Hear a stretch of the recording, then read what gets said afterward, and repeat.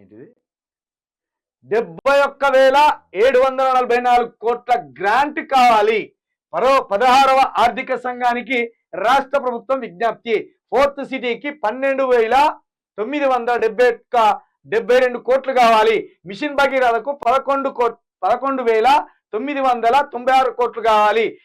Musi river front కు 7,000 కోట్లు కావాలి. మున్సిపాలిటీలో అండర్ గ్రౌండ్ సీవరేజీ సిస్టమ్ కు 7,200 కోట్లు కావాలి. స్కూల్స్ అప్గ్రేడేషన్ కు ఆ గురుకుల విద్యాలయాల నిర్మాణానికి 4,500 కోట్లు కావాలి. ప్రతిపాదనను పనగారియా టీం ముందించిన ప్రభుత్వం. ఇక పనగారియా పంగలు వాసుకపోతాయి వాళ్ళ ముందర. మొత్తానికి ఇన్ని అవును మిషన్ భగీరథ అక్కడ రాదన్నారు కదా, మళ్ళీ దానికి డబ్బులు ఎందుకు అడుగుతారు? మిషన్ భగీరథే ఆగమైపోయింది. మిషన్ భగీరథ తోటి సుక్క నీళ్లు రాలేదు, ఎవని ఇంట్లో కూడా ట్యాప్ ఇప్పితే నీళ్లు రాలేదని మీరే అన్నారు. మళ్ళీ దాని పేరు మీద 11,000 కోట్లు. 11,000 అంటే ఇగో 4 కోట్లు కలిపితే 12,000 కోట్లు. ఇవి 12,000 కోట్లు మళ్ళీ ఎందుకు అడుగుతాను మిషన్ భగీరథకు? పనికి రాదన్న దానికి. ఇక ఇది ఫ్యూచర్ ప్లానింగ్ బాగుంది. పట్టణాభివృద్ధిపై ప్రభుత్వం ఫోకస్ పెట్టడం ఇంప్రెస్ చేసింది. అబ్బా 16వ ఆర్థిక సంఘం చైర్మన్ అరవింద్ పనగారియా ప్రశంస. జీడిపిలో తెలంగాణ వాటా గణనీయంగా ఉంది. సెస్ సర్ఛార్జీలో రాష్ట్రాలకు వాటాపై మేము సిఫారసు చేయలేం. ఆ వాటా రావాలంటే రాజ్యాంగంలో సవరణ చేయాలి. ఓకే సరే.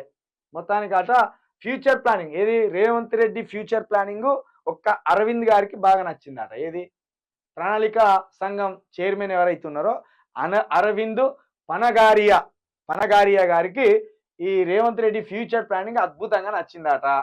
ఈ 16వ ఆర్థిక సంఘంలో వెల్లడించిండు. మా రాష్ట్రానికి సంబంధించిన ప్రజలు ఏమో ఆయనకు పాలించవత్తలేదు, ఆయనకి ఏది చేయత్తలేదు అంటే నువ్వేమో ఆయన ఊహాలలో తేలిపోయే మాటలు చెప్తాం మనం.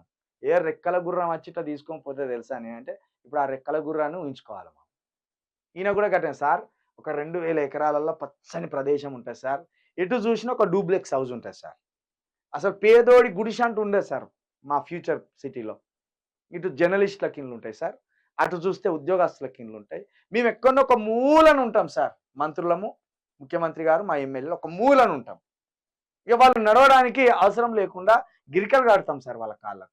గిరికలు కడితే ఇక్కడ మా ఇండ్లలో మేము ఏదైతే గుడిసె వేసుకుని ఉంటామో ఆ గుడిసె దగ్గర రిమోట్ వస్తాం, ఆ గిరికల మించి వాళ్ళు పోతా అంటారు సార్. ఇది సార్ మా ఫ్యూచర్ ప్లానింగ్ అని చెప్తారు.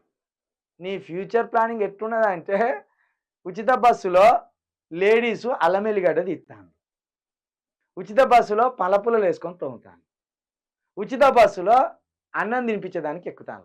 ఇది నీ ఫ్యూచర్ ప్లానింగ్. అధికారంలో ఖచ్చితంగా నువ్వు చేసిన ఫ్యూచర్ ప్లానింగ్ ఇదే. ఇండియాలో ఎన్నికలను కంట్రోల్ చేశారు. బీజేపీకి ఎలక్షన్ కమిషన్ వంత పాడింది. రాహుల్ గాంధీ మోడీ అంటే ద్వేషం లేదు, ఆయన అభిప్రాయాలనే వ్యతిరేకిస్తా. అమెరికాలో కాంగ్రెస్ నేత కామెంట్లు. నిన్న అమెరికాలో రాహుల్ గాంధీ ఓ ఇంటర్వ్యూ సందర్భంగా బీజేపీ ఎలక్షన్లను కంట్రోల్ చేశారని చెప్తుంది. నిజమే, 100% కంట్రోల్ చేసింది.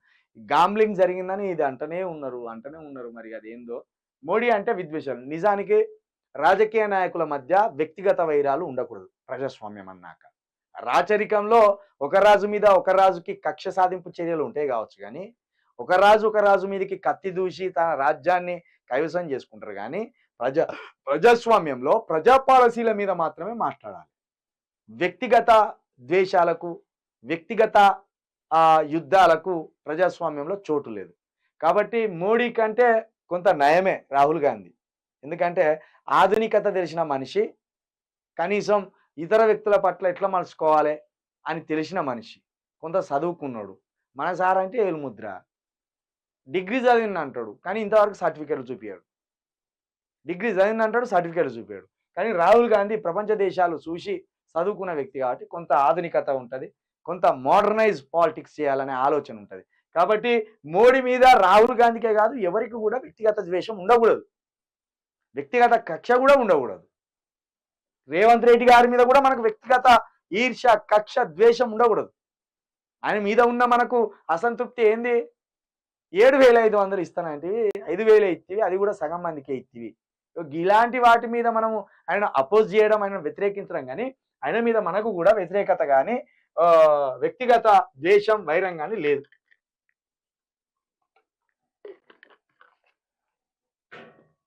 చెరువుల్లో కబ్జా